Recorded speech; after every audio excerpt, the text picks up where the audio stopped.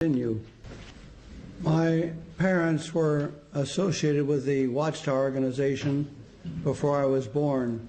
My father was baptized into the religion in 1913. I was born in the year 1922, so you can tell I'm 85 years old. When I graduated from high school in the year 1940, I decided to devote my entire time in the work of the organization. And over the years, I had many experiences.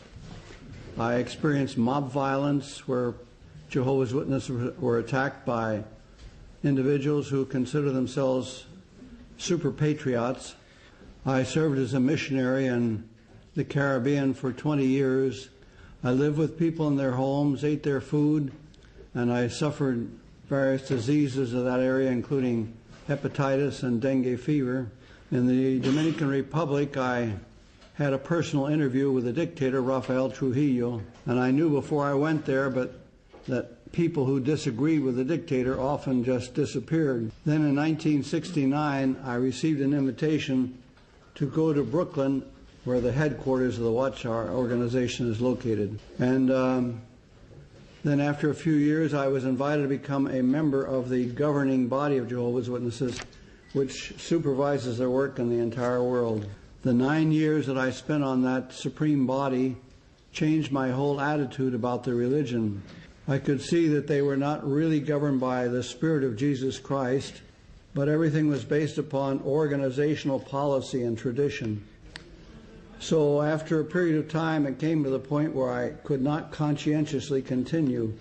When I was baptized in January 1st, 1939, I remember that as I was placed below the water, there was one thought in my mind that from now on, my life belongs to God through Christ.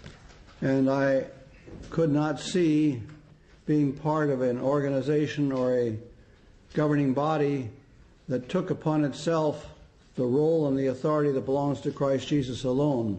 Jesus Christ said, "I am the way, the truth, and the life."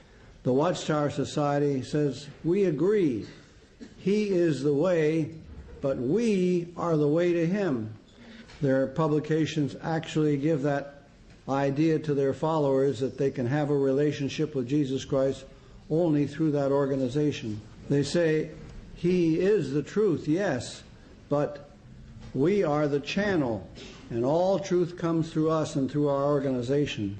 And He is the life, yes, but no one can gain life unless they affiliate with our organization. So I expressed myself as to my personal conscientious feelings in the meetings of the governing body. So in 1980, after I had spent all of 40 years of my full time in service to that organization, I separated therefrom. I have no regrets. Because of my activity, I was focusing on the Bible, and I personally did help many people to come to become interested in the Bible.